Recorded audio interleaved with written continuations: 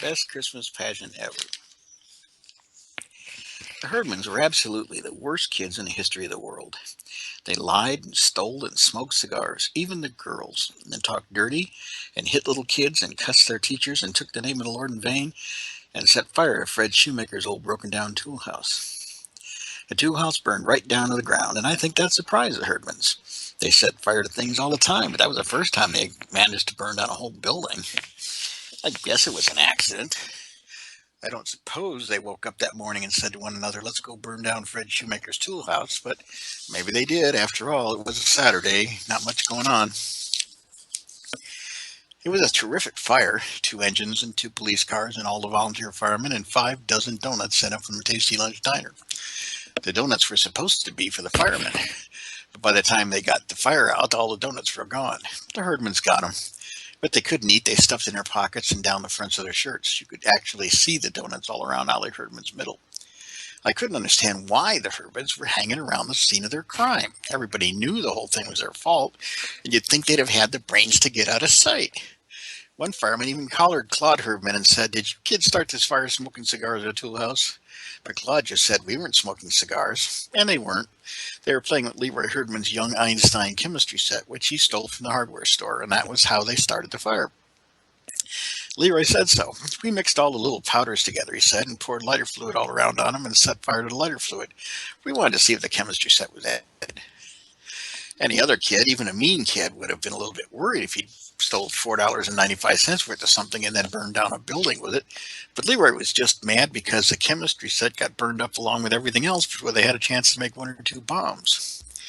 The fire chief got us all together. There were about 15 or 20 kids standing around watching the fire and gave us a little talk about playing with matches and gasoline and dangerous things like that. I don't say that's what happened here, he told us. I don't know what happened here, but that could have been it, and you see the results. So let this be a good lesson to you, boys and girls. Of course, it was a great lesson for the Herdmans. They learned that whenever there's a fire, there'll be free donuts sooner or later.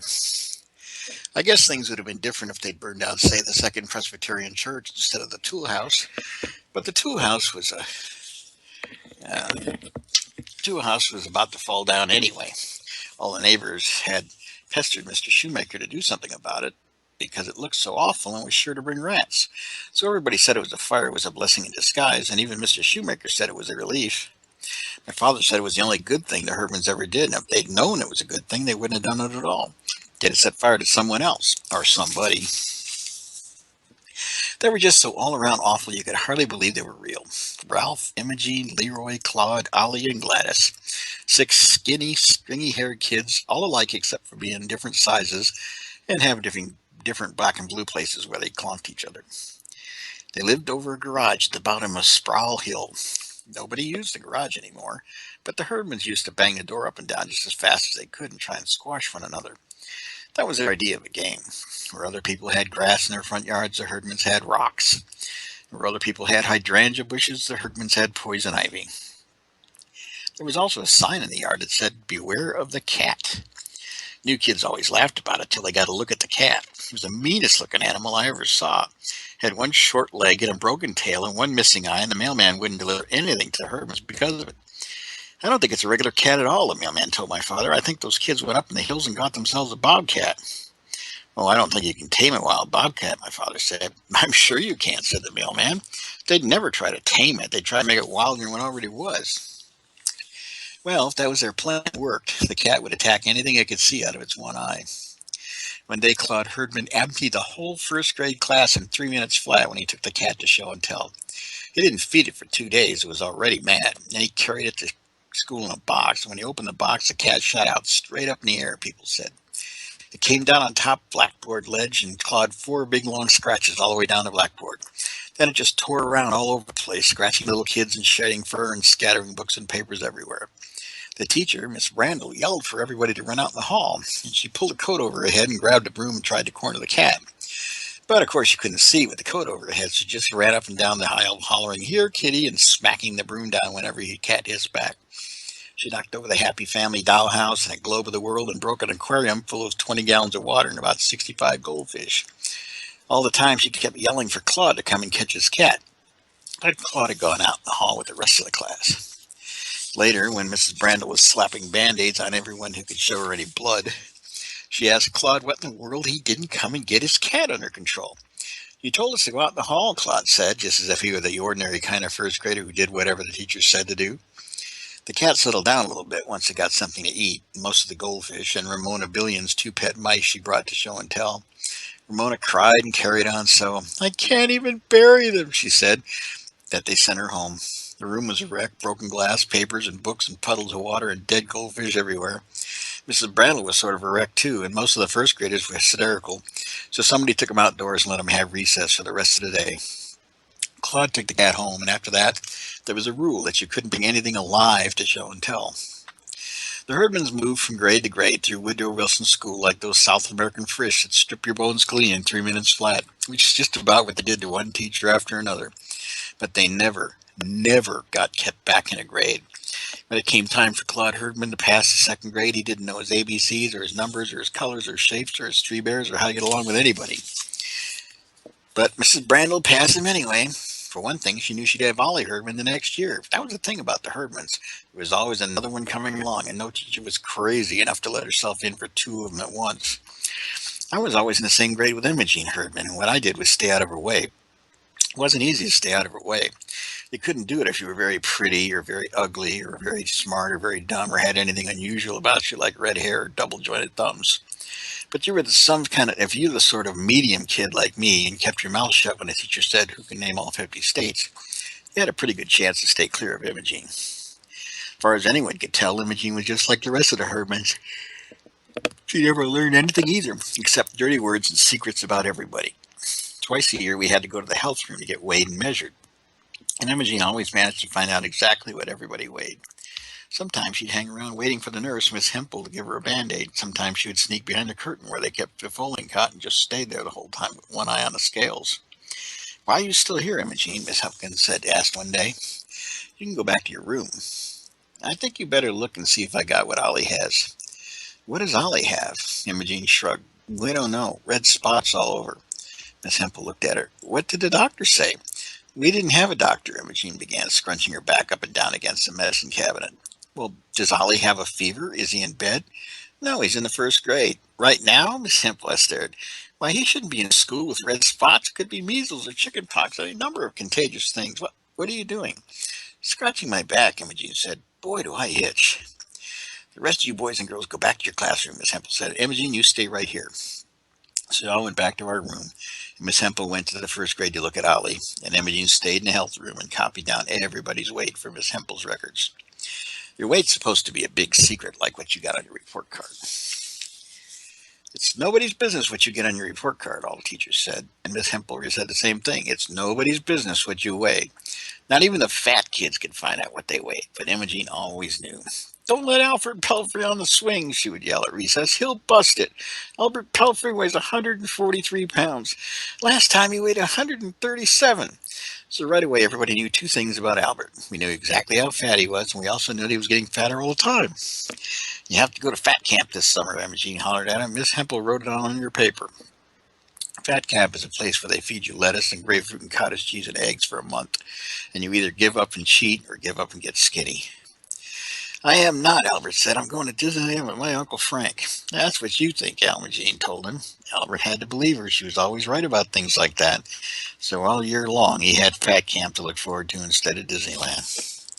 Sometimes Imogene would blackmail the black fat kids if they had anything she wanted, like Wanda Pierce's charm bracelet. Wanda Pierce weighed about a ton. She even had fat eyes, and her hobby was this charm bracelet. It had 22 charms, and every single one did something. The little wheels turned, or the little pretty piano keys went plink, or the little tiny drawers opened and closed. Besides being a fat kid, Wanda was also a rich kid, so every time you turned around, she had a new charm. "Look at my new charm," she would say. "It costs $6.95 without the tax. It's a bird, and once you push this little knob, its wings flutter. It costs $6.95. They were great charms, but everybody got sick of hearing about them, so it was almost a relief when Imogene blackmailed her out of it. "I know how much you weigh, Wanda," Imogene told her. "I wrote it down on this piece of paper. See?" It must have been an awful amount, because even Wanda looked horrified, so Imogene got her charm bracelet. And she got Lucille Golden's imitation alligator pocketbook with "Souvenir of Florida" written on it. For a while, she got 10 cents a week from Floyd Brush, till Floyd caught double pneumonia and lost 15 pounds and didn't care anymore. My friend Alice Wendelkin was so nasty clean that she had detergent hands by the time she was 4 years old. Just the same, Alice picked up a case of headlights one year at camp. When she was in the summer camp, and somehow Imogene found out about that. She would sneak up on Alice at recess and holler, "Cooties!" and smack Alice's head. She nearly knocked Alice cross-eyed before one of the teachers saw her and took both of them to the principal. "Now, what's this all about?" the principal wanted to know, but Alice wouldn't say. "I had to hit her," Imogene told him. "She's got cooties, and I saw one crawling in her hair, and I don't want them on me." "You did not see one," Alice said. "I don't have them anymore." "What do you mean you don't have them anymore?" the principal said. "Did you have them lately?" It really shook him up. He didn't want a whole school with a kid full of kids with cooties. So he sent Alice to the health room, and the nurse went all through her head with a fine-tooth comb and a magnifying glass and finally said it was all right. But it was too late. Everybody called Alice Cooties the whole rest of the year.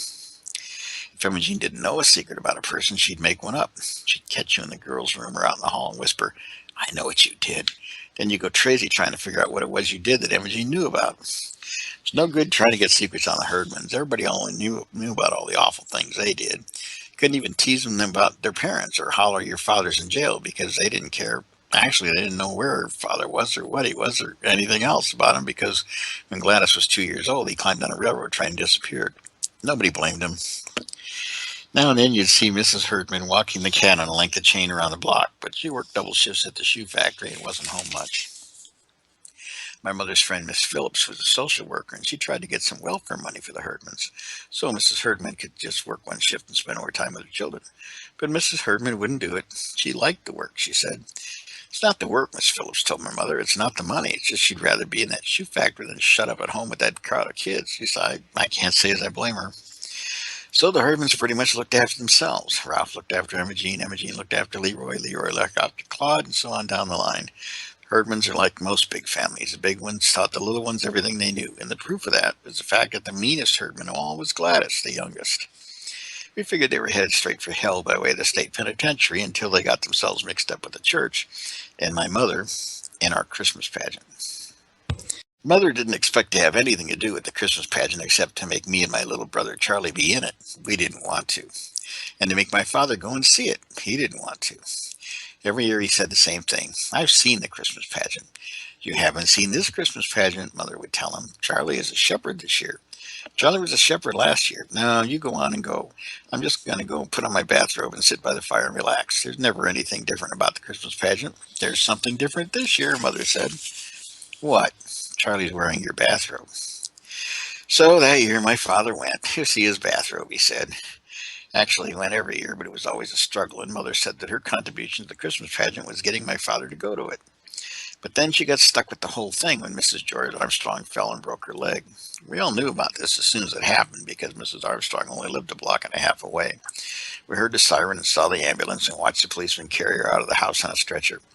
"Call Mr. Armstrong and his work," she yelled at the policeman. "Shut off the stove under my potatoes. Inform the ladies' aid that I won't be at the meeting." One of the neighbor women called out, "Helen, are you in much pain?" And Mrs. Armstrong yelled back, "Yes, terrible. Don't let those children tear up my privet hedge." Even in pain, Mrs. Armstrong could still give orders. She was so good at giving orders that she was just naturally the head of anything she belonged to. And at church, she did everything but preach. Most of all, she ran the Christmas pageant every year. And here she was, 2 weeks before Thanksgiving and flat on her back. "I don't know what they'll do now about the pageant," Mother said. The pageant wasn't the only problem. Mrs. Armstrong was also the chairman of the Ladies' Aid Bazaar and the coordinator of the Women's Society potluck supper. There was a lot of telephoning back and forth to see who would take over those jobs. Mother had a list of names, and while she was calling people about the Ladies' Aid Bazaar, Mrs. Homer McCarthy was trying to call Mother about her potluck supper. But Mrs. McCarthy got somebody else to do that, and Mother got somebody else to do the bazaars. The only thing left was the Christmas pageant, and Mother got stuck with that. "I could run the potluck supper with one hand tied behind my back," Mother told us. "All you gotta do is make sure everybody doesn't bring meatloaf." But the Christmas pageant. Our Christmas pageant isn't what you would call four-star entertainment. Mrs. Armstrong breaking her leg was the only unexpected thing that ever happened to it. The script is standard, the inn, the stable, the shepherd's a star, and so are the costumes, and so is the casting. Primary kids are angels, intermediate kids are shepherds. Big boys are wise men. Elmer Hopkins, the minister's son, has been Joseph for as long as I can remember, and my friend Alice Wendelkin is Mary because she's so smart, so neat, so clean, and most of all, so holy looking. All the rest of us are angel choir, lined up according to height because nobody can sing parts. As a matter of fact, nobody can sing. We're strictly a no-talent outfit, except for a girl named Alberta Bottles who whistles. Last year, Alberta whistled what Childs is this for a change of pace, but nobody liked it, especially Mrs. Bottles, because Alberta put too much into it and ran out of air and passed out cold in the manger in the middle of the third verse. Aside from that, though, it's always just a Christmas story year after year with people shuffling around in bathrooms and bench heaps and sharp wings. Well, my father said once Mother got put in charge of it, here's your big chance. Why don't you cancel the pageant and show movies?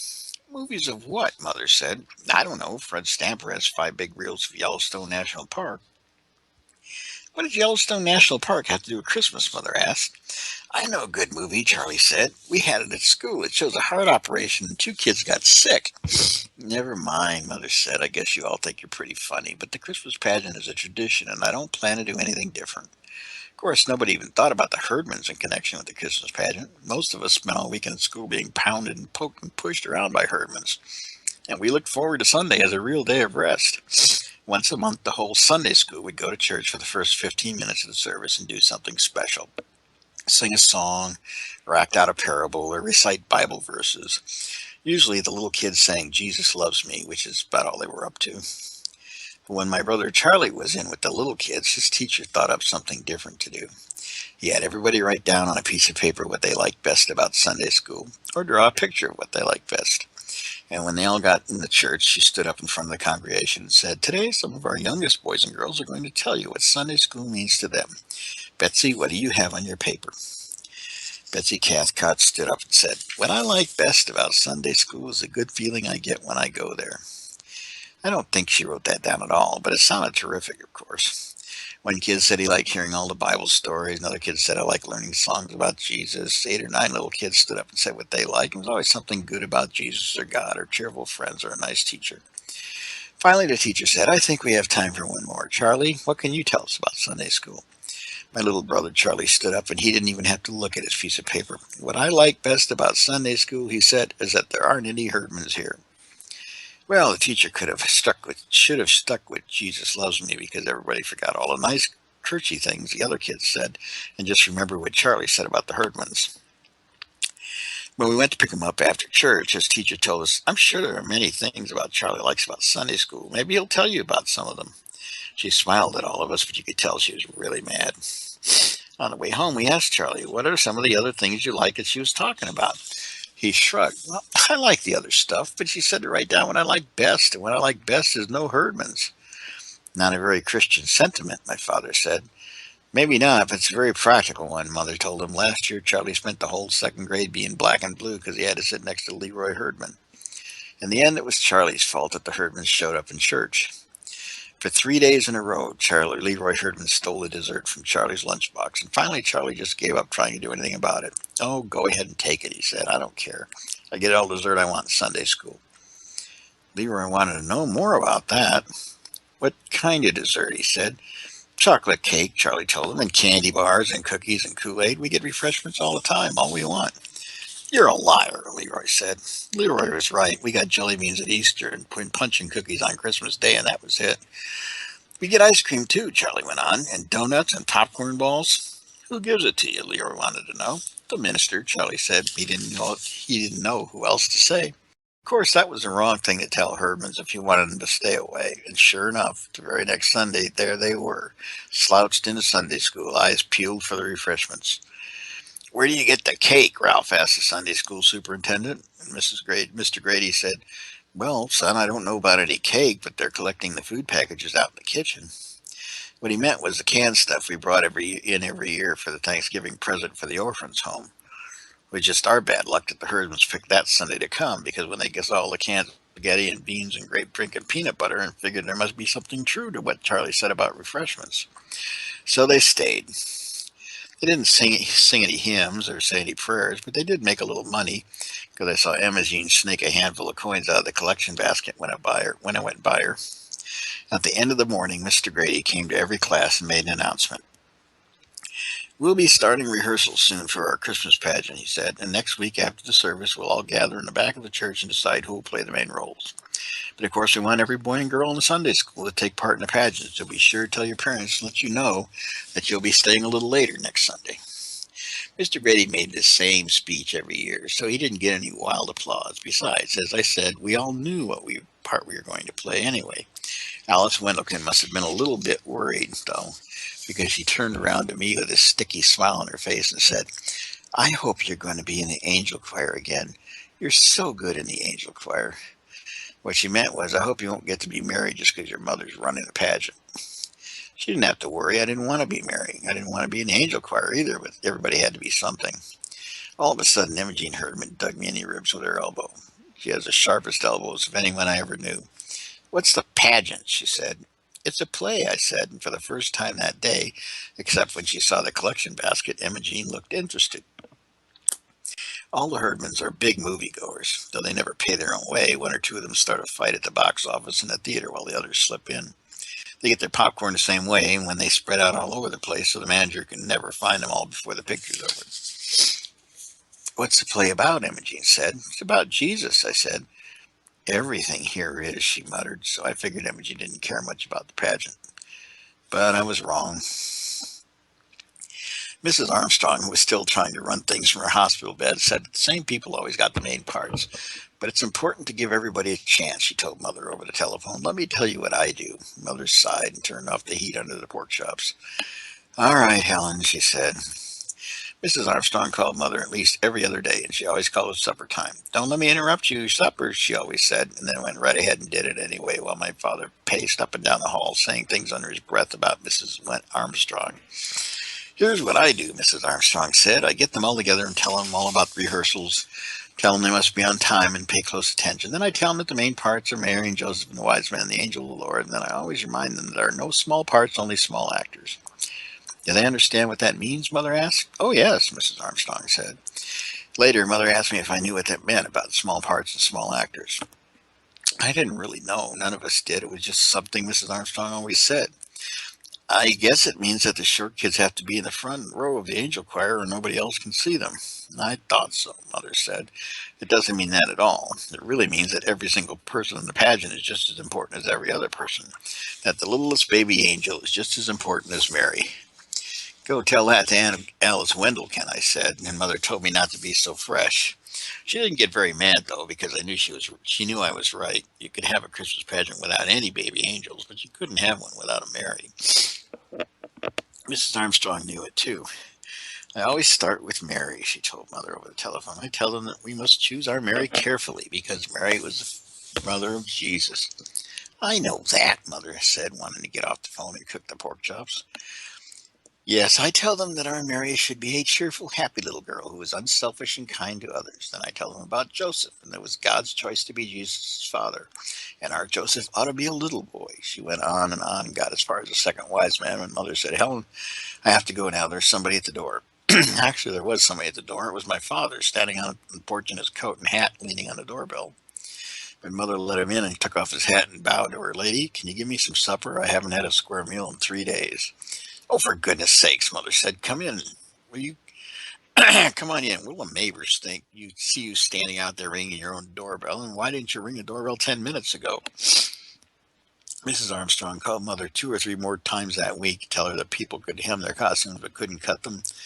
Tell them not to let the angel choir wear lipstick, and by Sunday, Mother was already sick of the whole thing. After church, we all filed into the back 7 pews, along with 2 or 3 Sunday school teachers.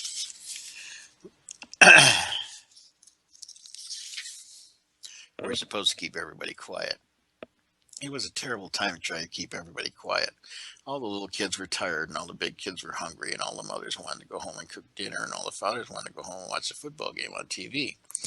Now, this isn't going to take very long, Mother told us. My father said it had better not take very long because he wanted to watch the football game too. He also wanted to eat. He said he hadn't had a decent meal all week. First, I'm going to tell you about the rehearsals, Mother said. We'll have our rehearsals on Wednesdays at 6:30. We're only going to have 5 rehearsals, so we must all try to be present at every one. What if we get sick? Asked the little kid in the front row. You won't get sick, Mother told him, which was exactly what she told Claude that morning when Charlie said he didn't want to be Charlie that morning when Charlie said he didn't want to be a shepherd and would be sick to his stomach if she made him be one. Now you little children in the cradle room in the primary classes will be our angels, Mother said. You'll like that, won't you? They all said yes. What else could they say? The older boys and girls will be shepherds and guests at the inn and members of the choir. Mother was really zipping along, and I thought how mad Mrs. Armstrong would be about all the things she was leaving out. And we need Mary and Joseph, the three wise men, and the angel of the Lord. They aren't hard parts, but they're very important parts, so those people must absolutely come to every rehearsal. What if they get sick? He was the same little kid, and made you wonder what kind of a little kid he was to be so interested in sickness. They won't get sick either, Mother said, looking a little cross. Now, we all know what kind of person Mary was. She was quiet and gentle and kind, and the little girl who plays Mary should try to be that kind of person. I know that many of you would like to be Mary in our pageant, but of course we can only have one Mary. So I'll ask for volunteers, and then we'll all decide together which girls should get the part. It's pretty safe to say, since only one person who ever raised her hand was Alice Wendelkin. But Alice just sat there, chewing on a piece of her hair and looking down at the floor. And the only person who raised her hand this time was Imogene Herdman. Did you have a question, Imogene? Mother asked. I guess it was figured it was the only reason she'd think of Imogene to have her hand up. No, Imogene said. I want to be Mary. She looked back over her shoulder. And Ralph wants to be Joseph. Yeah, Ralph said. Mother just stared at them. It was like a detective movie when the nice little old gray-haired lady sticks a gun in the bank window and says, "Give me all your money," and you can't believe it.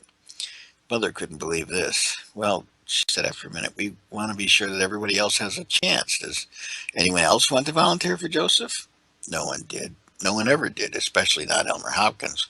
But he couldn't do anything about it because he was the minister's son. One year he didn't volunteer to be Joseph, and neither did anyone else, and afterward I heard Reverend Hopkins talking to Elmer out in the hall. You're going to be Joseph, Reverend Hopkins said. That's it. I don't want to be Joseph, Elmer said. I'm too big, and I feel dumb up there, and all the little kids give me a pain in the neck. I can understand that, Reverend Hopkins said. I can even sympathize, but till somebody else volunteers for Joseph, you're stuck with it. Nobody's ever going to do that, Elmer said. I even offered Grady Baker 50 cents to be Joseph, and he wouldn't do it. I'm going to have to be Joseph for the rest of my life. Cheer up, Reverend Hopkins told him. Maybe somebody will turn up. I bet he didn't think that somebody would be Ralph Herdman.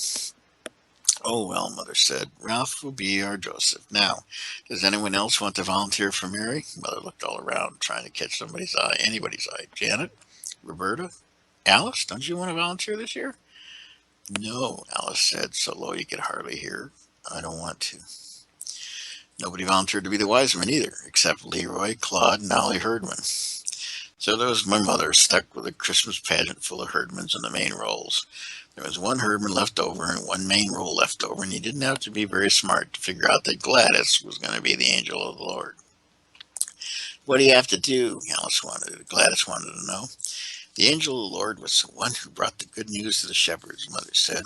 Right away, all the shepherds began to wriggle around in their seats, figuring that any good news Gladys brought them would come with a clunk on the teeth.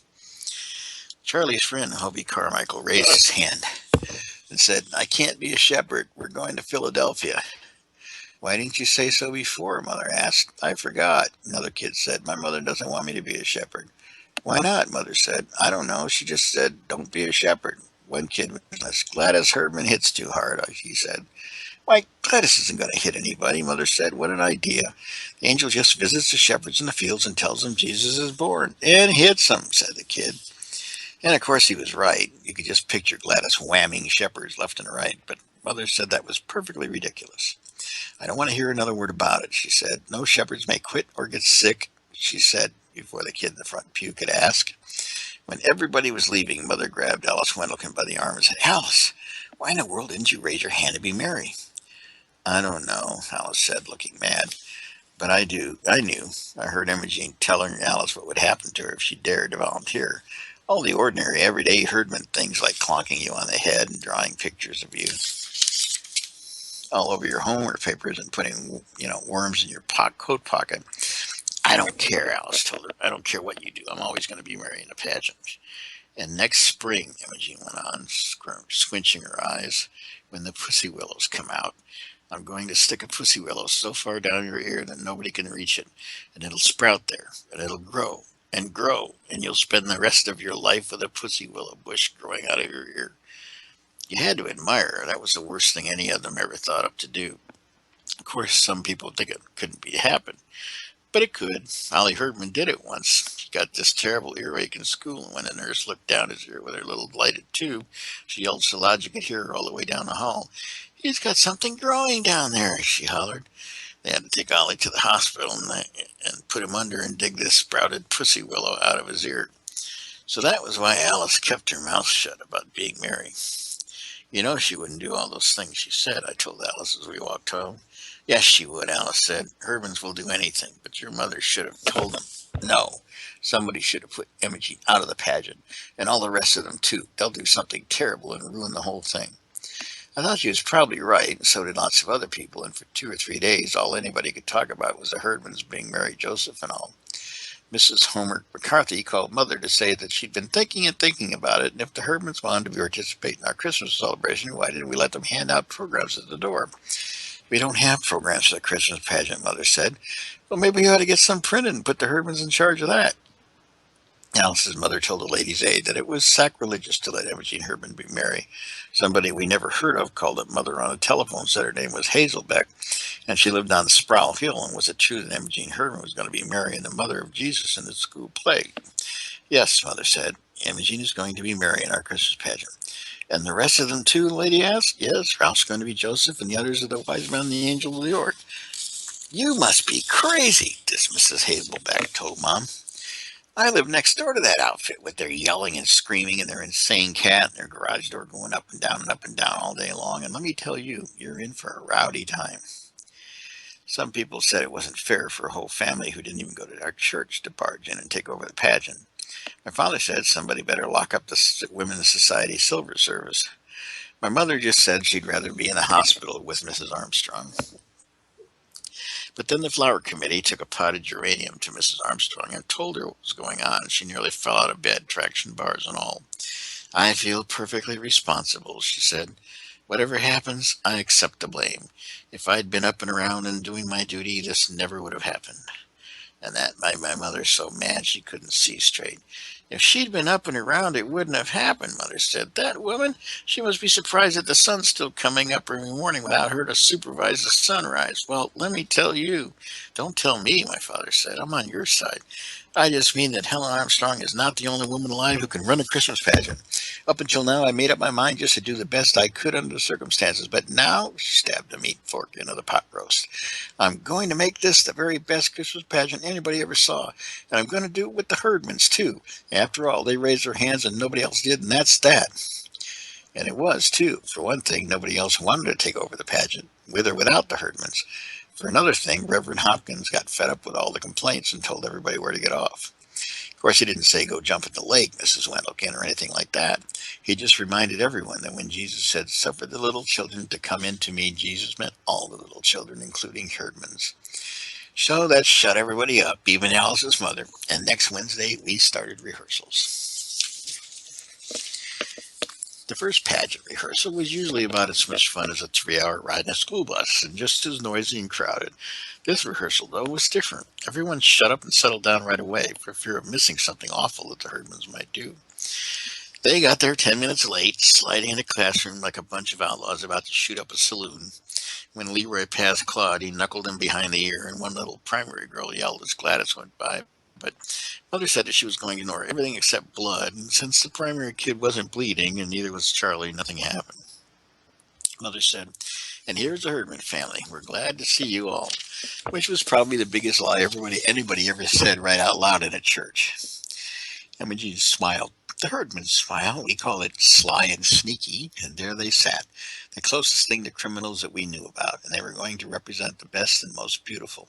No wonder everybody was so worked up. Mother started to separate everyone into angels and shepherds and guests at the end, but right away she ran into trouble.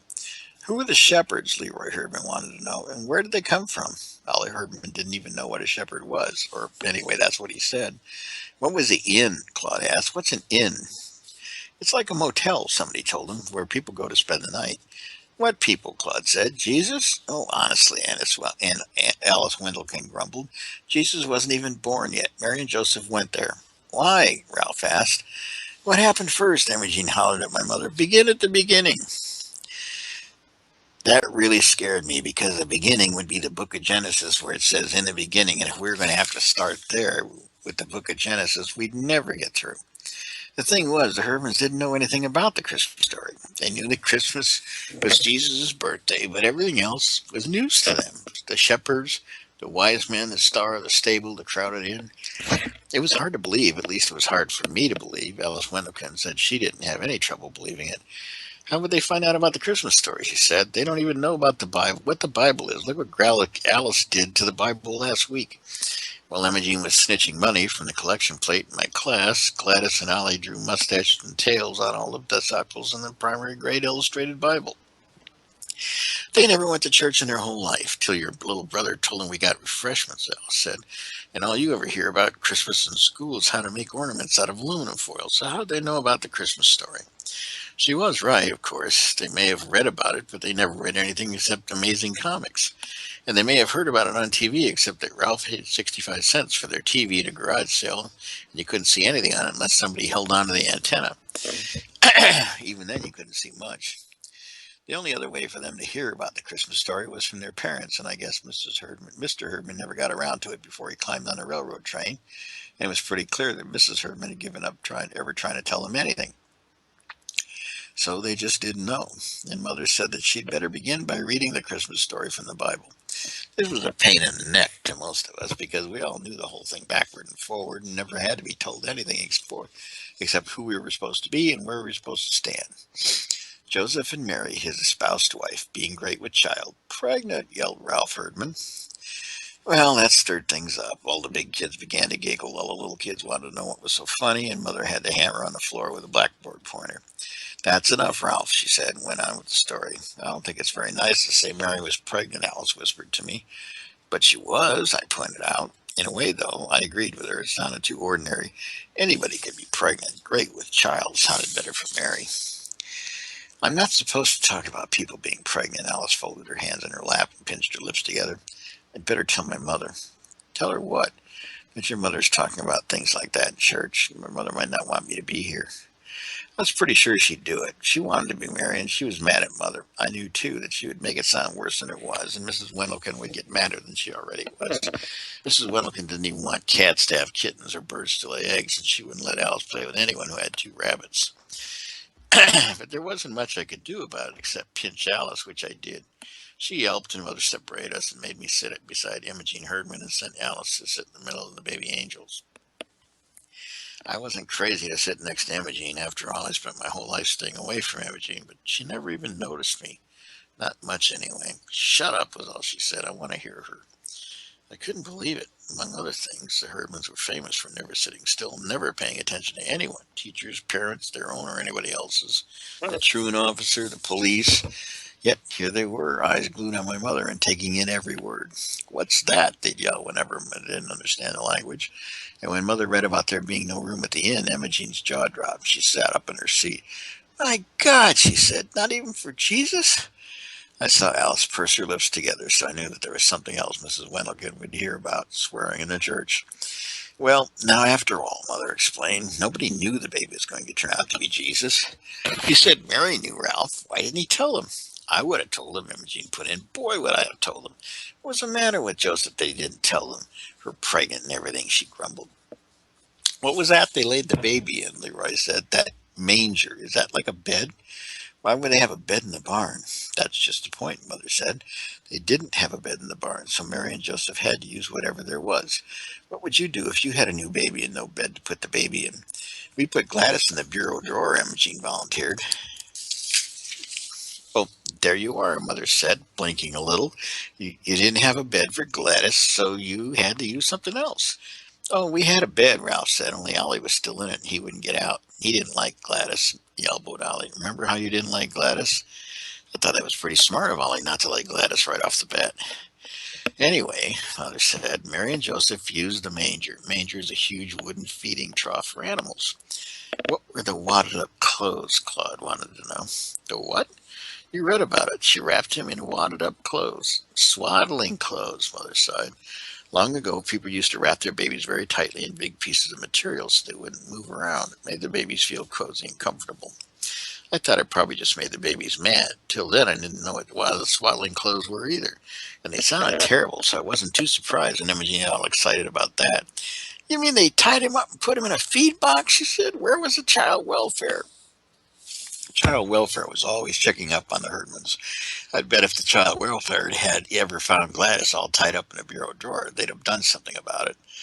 And lo, the angel of the Lord came upon them, Mother went on, and the glory of the Lord showed about them. And Shazam! Gladys yelled, flinging her arms out and smacking the kid next to her. What? Mother said. Mother never really read Amazing Comics. Out of the Black Night with horrible vengeance, the mighty marvel. I don't know what you're talking about, Gladys, Mother said. This is the angel of the Lord who comes to the shepherds in the fields and out of nowhere, right? Gladys said. In the black of night, right? Well, Mother looking unhappy, in a way.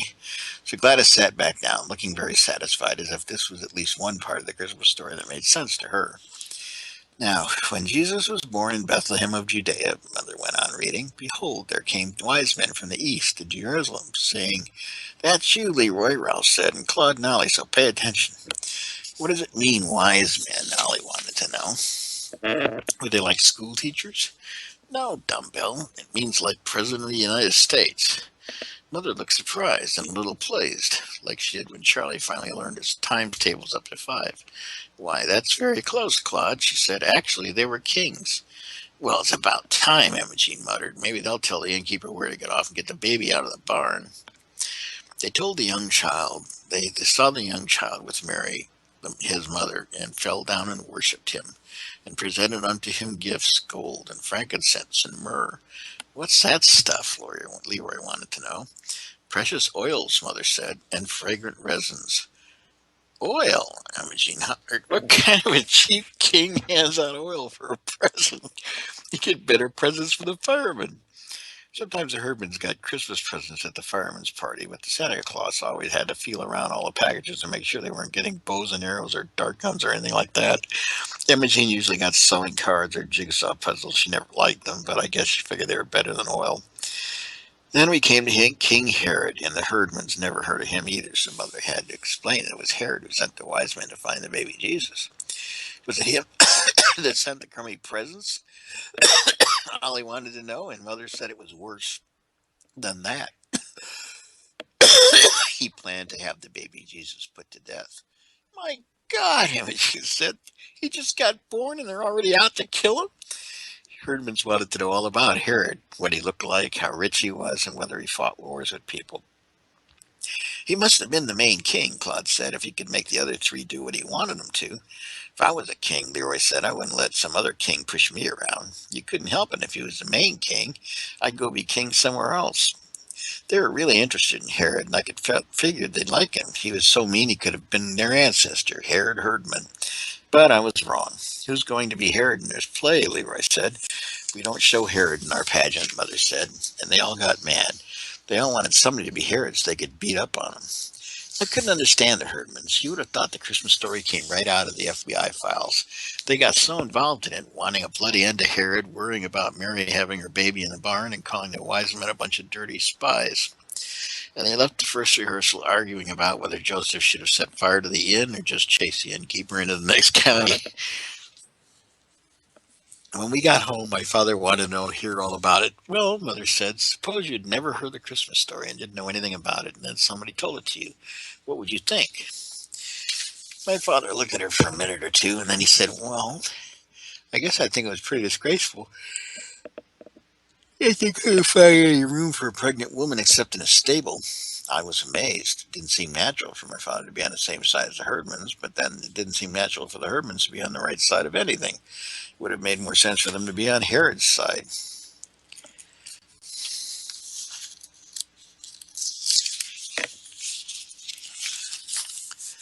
Exactly, Mother said. It was perfectly disgraceful, and I never thought about it much.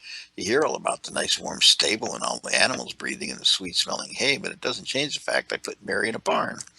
Now let me tell you, she told my father all about the rehearsal. And whenever she was through, she said, "It's clear to me that deep down those children have some good instincts after all."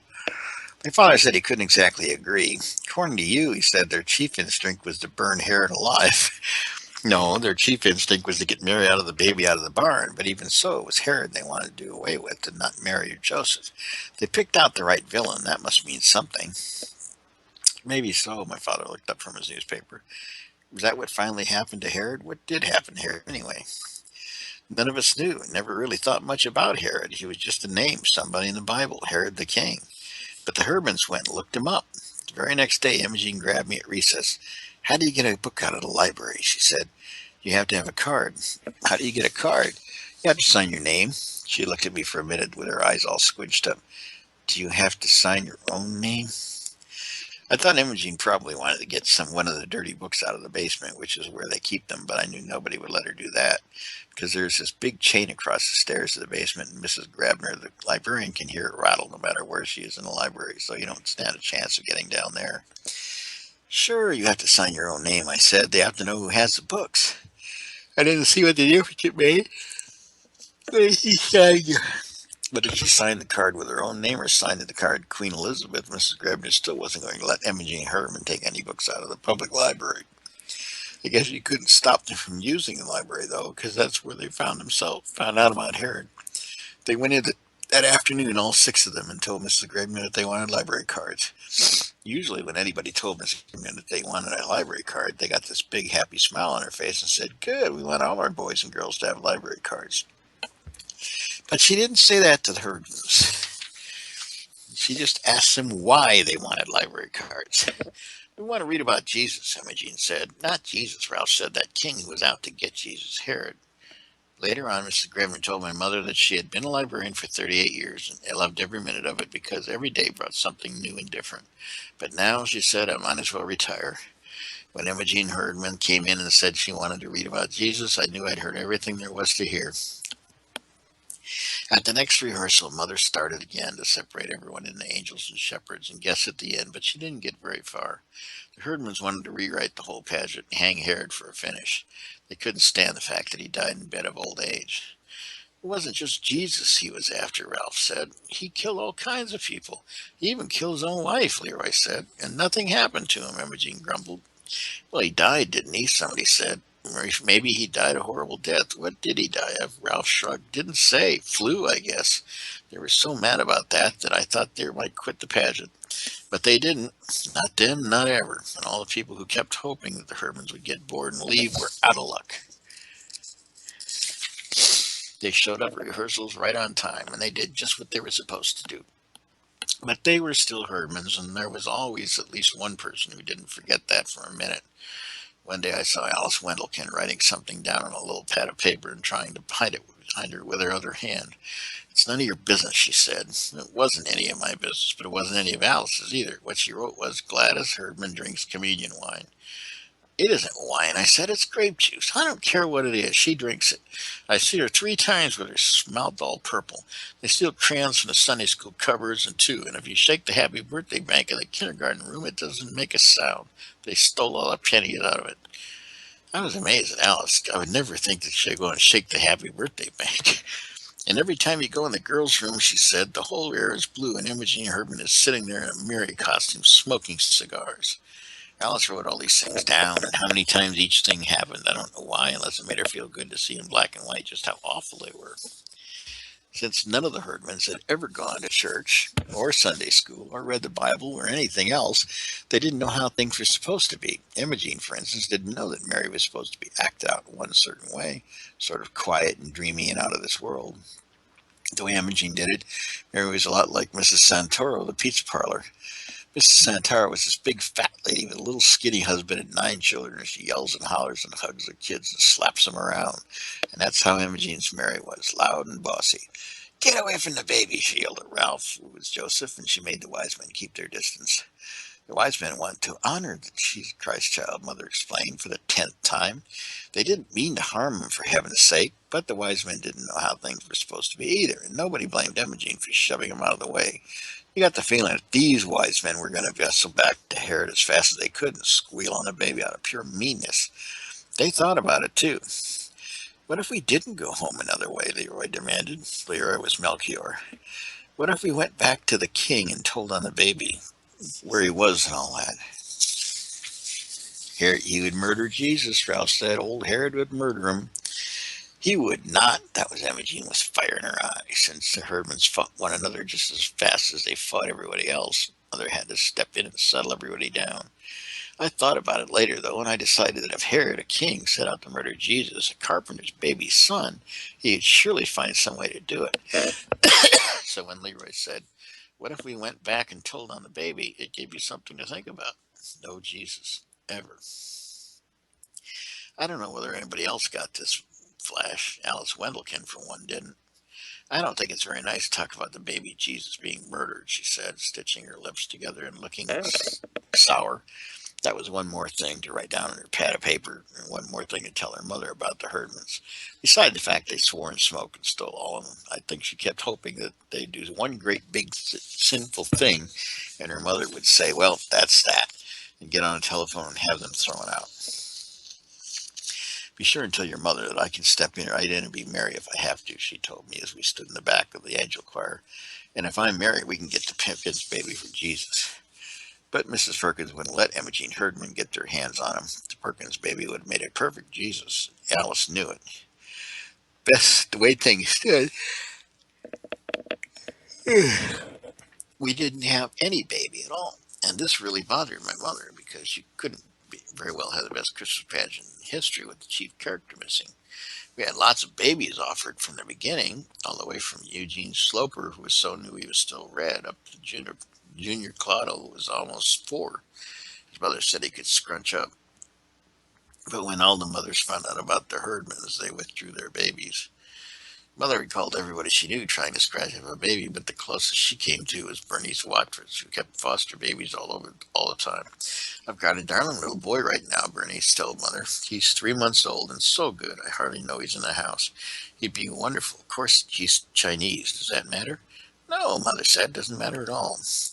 But Bernice's baby got adopted 2 weeks before Christmas, and Bernice said she didn't like to ask to borrow him back right away. So that was that. "Listen," Imogen said, "I'll get us a baby." "How would you do that?" Mother asked. "I'll steal one," Imogen said. "There's always one or two babies in carriages outside the A&P supermarket." "Oh, Imogen, don't be ridiculous," Mother said. "You can't just walk off with somebody else's baby. I doubt if Imogen did know that. She walked off with everything else. "We just won't worry any more about a baby," Mother said. We'll use a baby doll. That'll be better anyway." Imogene looked pleased. "A doll can't bite you," she pointed out, which just went to prove that Herdmans started out mean right from the cradle. Our last rehearsal happened to be the night before the potluck supper, and when we got there, the kitchen was full of ladies in aprons, counting out dishes and silverware and making applesauce cake for dessert. "I'm sorry about this," one of the ladies told Mother, "but I'm so much to do at this time of year. The committee decided to come in this evening and set up the tables and all. I just hope we won't bother you." "Oh, you won't," Mother said. "It won't be in the We won't be in the kitchen. You won't even know we're here." But Mother was wrong. Everybody in that end of town knew we were there before the evening was over. "Now this is going to be a dress rehearsal," Mother Cell told us all right away. 3 or 4 baby angels began hollering they forgot their wings. Half the angel choir had forgotten their robes, and hubby Carmichael said he didn't have any kind of costume. "Wear your father's bathrobe," Charlie told him. "That's what I do."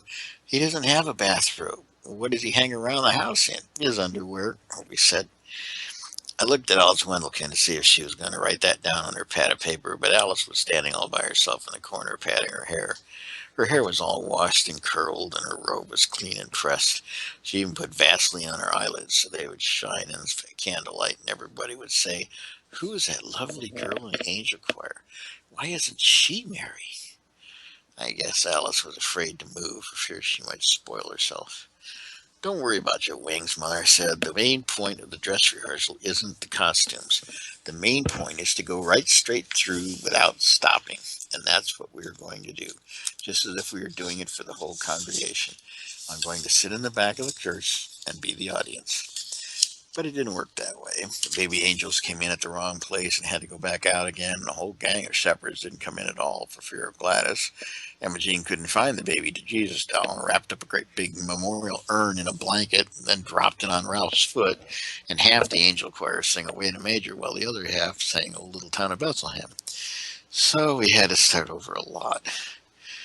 I've got the baby here, Imogene barked at the wise man. Don't touch him. I named him Jesus. No, no, no, Mother came flying up the aisle.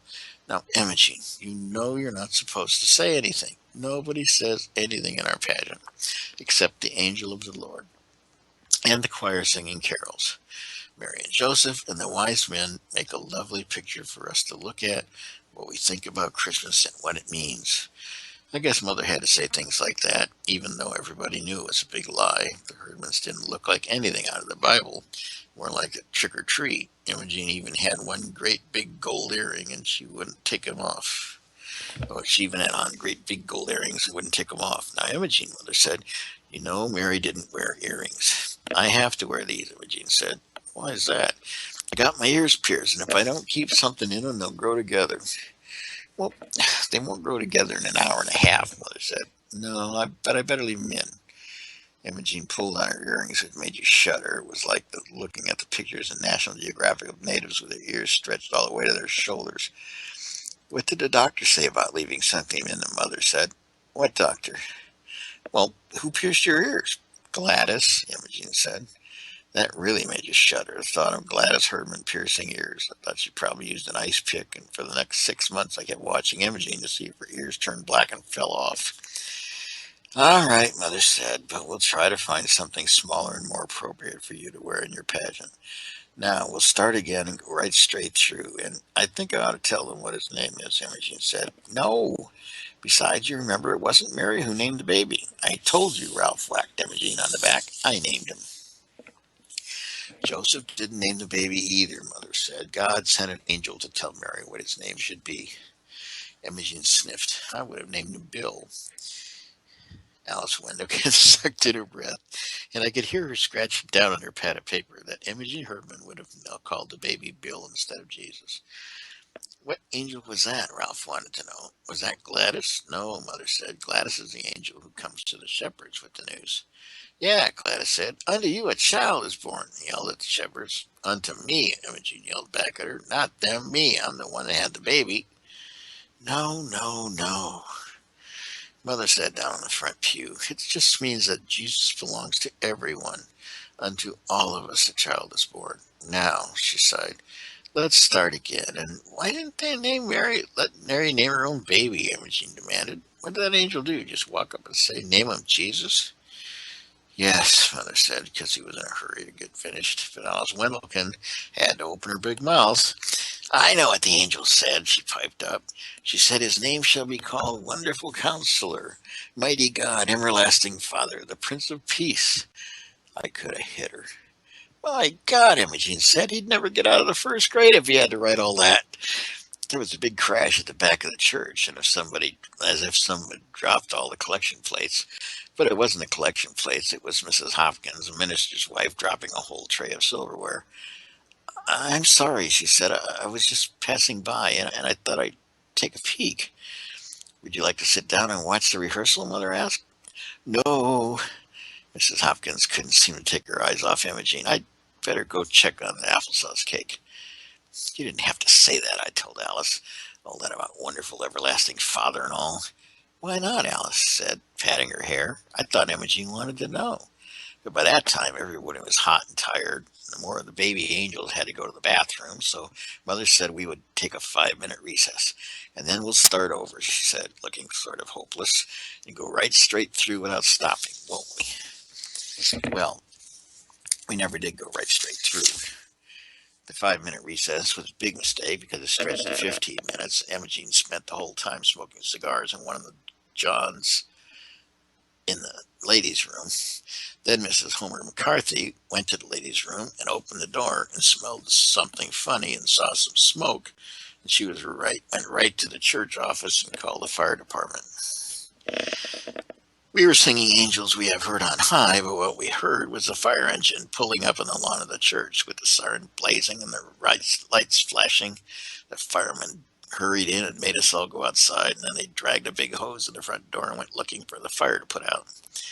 The street was full of baby angels crying and shepherds climbing all over the fire truck, and the firemen and all the ladies in the potluck committee and neighbors who came out to see what was going on, and Reverend Hopkins, who ran over from the parsonage in his pajamas and his woolly bathrobe. Nobody knew what had happened, including the herdmans, but I guess they figured that whatever it was, they'd done it, so they left.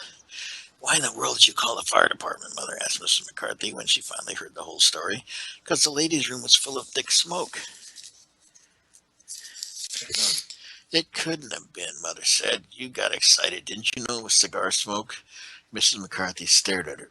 No, I didn't. I did not expect to find cigar smoke in the ladies' room of the church. She whirled around and marched back to the kitchen. But by that time, the kitchen was fuller of smoke than the ladies' room because while everybody was milling around in the street, all the applesauce cake burned up. Of course, the ladies in the potluck committee were mad about that. Mrs. McCarthy was mad, and Alice said her mother would be good and mad if she heard about it.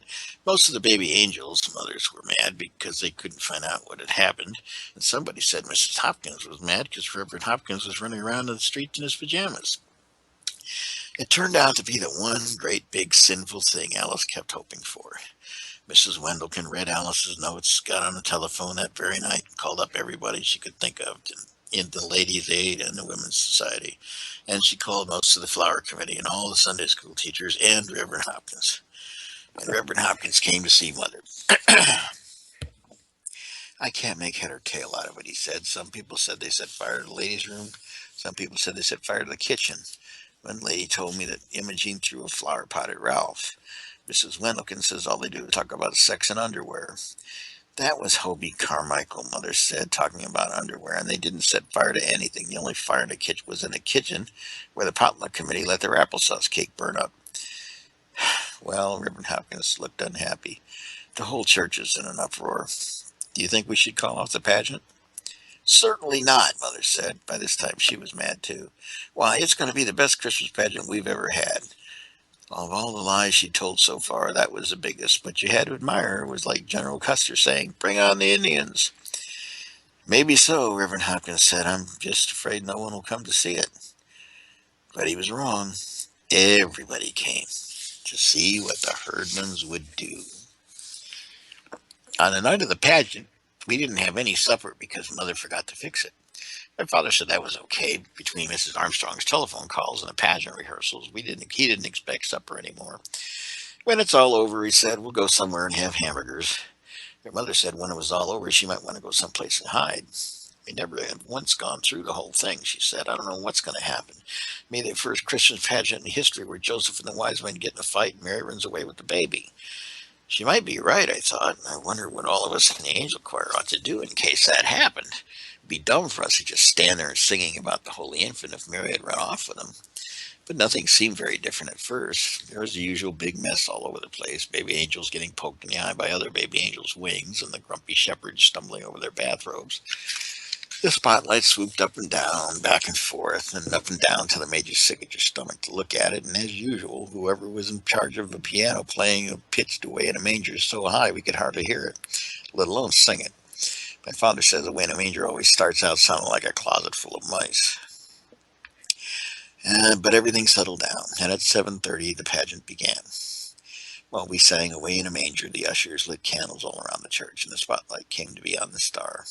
So you really had to know the words to Away in a Manger because you couldn't see anything, not even Alice Wendelkin's Vaseline eyelids. After that, we sang 2 verses. You still awake? Oh, okay. After that, we sang 2 verses of O Little Town of Bethlehem. And then we were supposed to hum some more O Little Town of Bethlehem while Mary and Joseph came in from the side door. Only they didn't come right away. So we hummed and hummed and hummed, which is boring and also very hard, and before long doesn't sound like any song at all, more like an old refrigerator. I knew something like this would happen, Alice Wendelkin whispered to me. They didn't come at all. We won't have a Mary and a Joseph, and now what are we supposed to do? I guess we would have gone on humming till we all turned blue, but we didn't have to. Ralph and Imogene were there all right, only for once they didn't come in through the door, pushing each other out of the way. They just stood there for a moment, as if they weren't sure they were in the right place. Because of the candles, I guess, and the church being full of people.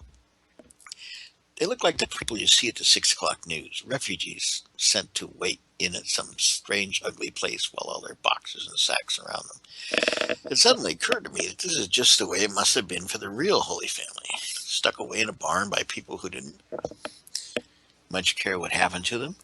They couldn't have been very neat and tidy either, but more like this Mary and Joseph. Imogene's veil was cockeyed as usual, and Ralph's hair stuck out all around his ears. Imogene had the baby doll, but she wasn't carrying it the way she was supposed to, cradling it in her arms. She had it slung over her shoulder, and before we put it in the manger, she thumped it twice on the back. I heard Alice gasp as he poked her. She poked me. I don't think it's very nice to burp the baby Jesus, she whispered, as if he had colic. And she poked me again. Do you suppose he could have had colic? I said, I don't know why not, and I didn't. He could have had colic or been fussy or hungry like any other baby. After all, that was the whole point of Jesus, that he didn't come down in a cloud like something out of Amazing Thomas, but that he was born and lived, a real person. Right away, we had to sing While Shepherds Watch Their Flocks by Night. We had to sing very loud because there were more shepherds than there were anything else, and they made so much noise banging their crooks around like a lot of hockey sticks. Next came Gladys from behind the angel choir, pushing people out of the way and stepping on everybody's feet. Since Gladys was the only one in the pageant who had anything to say, she made the most of it.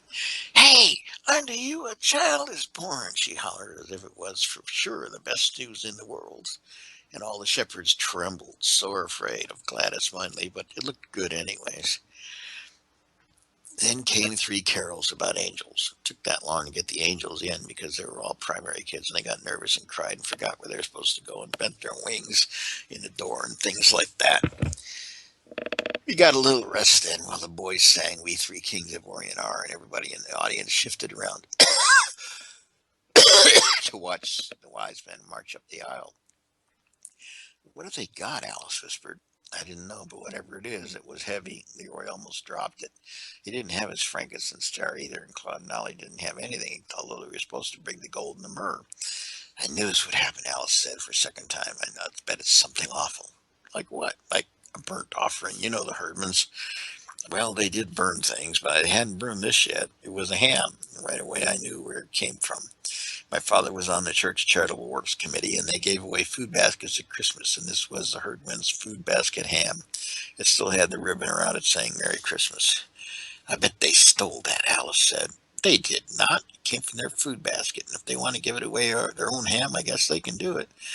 But even if the Herdmans didn't like ham, was Alice's next idea. They had never given anything away in their life. Except lumps on the head, so you had to be impressed. Leroy dropped the ham in front of the manger. It looked funny to see a ham there instead of the fancy bath salts we were used to for the myrrh and the frankincense.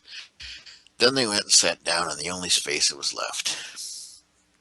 While we sang What Child Is This, the wise men were supposed to confer among themselves and then leave by a different door so everyone would understand that they were going home another way. But the Herdmans forgot or didn't want to or something because they didn't confer and they didn't leave either. They just sat there. There wasn't anything anybody could do about it. They're ruining the whole thing, Alice whispered. But they weren't at all. As a matter of fact, it made perfect sense for the wise men to just sit down and rest. And I said so. They were supposed to have come from a long way. You wouldn't expect them just to show up, hand over the ham, and leave. As for ruining the whole thing, it seemed to me that the Herdmans had improved the pageant a lot. Just by doing what came naturally, like burping the baby, for instance, or thinking a ham would make a better present than a lot of perfumed oil. Usually by the time we got to Silent Night, which was always the last carol, I was fed up with the whole thing and couldn't wait for it to be over. But I didn't feel that way this time. I almost wished the pageant should go on, with the Herdmans in charge to see what else they would do that was different. Maybe the wise men would tell Mary about their problem with Herod, so she would tell them to go back and lie their heads off. Or Joseph might go back with them and get rid of Herod once and for all. Or Joseph and Mary might ask the wise men to take Christ child with them, figuring that no one would think to look there. I was so busy planning new ways to save the baby Jesus that I missed the beginning of Silent Night. But it was all right because everybody sang Silent Night, including the audience. We sang all the verses too, and when we got to Son of God Loves Pure Light, I looked at Imogen and I almost dropped my hymn book on the baby angel. Everyone had been waiting all this time for the Herdmans to do something Absolutely unexpected. And sure enough, that was what happened. Imogene Herdman was crying. In the candlelight, her face was all shiny with tears, and she didn't even bother to wipe them away. She just sat there, awful old Imogene, in her crookedy veil, crying and crying and crying. Well, it was the best Christmas pageant we ever had. Everyone said so too, but nobody seemed to know why. When it was over, people stood around the lobby of the church talking about what was different this year. There was something special, everyone said. Couldn't put their finger on what. Mrs. Wendelkin said, "Well, Mary, the mother of Jesus, had a black eye. That was something special, but only what you'd expect," she had. She meant that it was the most natural thing in the world for Herman to have a black eye, but actually, nobody hit Imogene. She didn't hit anyone else. Her eye wasn't really black either, just all puffy and swollen. She'd walked into the corner of the choir robe cabinet in a kind of a daze, as if she'd just caught into the idea of God and the wonder of Christmas. And this was the funny thing about it. For years, I'd thought about the wonder of Christmas and the mystery of Jesus' birth. Never really understood it. But now, because of the Herdmans, it didn't seem so mysterious after all. When Imogene asked me what the pageant was about, I told her it was about a new baby and its mother and father who were in a lot of trouble. No money, no place to go, no doctor, nobody they knew. And then, arriving from the east, like my uncle from New Jersey, some rich friends. But Imogene, I guess, didn't see it that way. Christmas just came over her all at once, like a case of chills and fever. And so she was crying and walking into furniture. After all, there were candy canes and little tiny testaments afterwards, and a poinsettia plant for my mother from the whole Sunday school. We put the costumes away and folded up the collapsible manger, and just before we left, my father snuffed out the last of the tall white candles. "Well, I guess that's everything," he said, as we stood at the back of the church. "It's all over now. There's quite a pageant." Then he looked at my mother. "What's that you've got?" "It's the ham," she said. They wouldn't take it back. They wouldn't take any candy either, any of the little Bibles, but Imogene did ask me for a set of Bible story pictures. And she took out the Mary picture and said it was exactly right, whatever that means.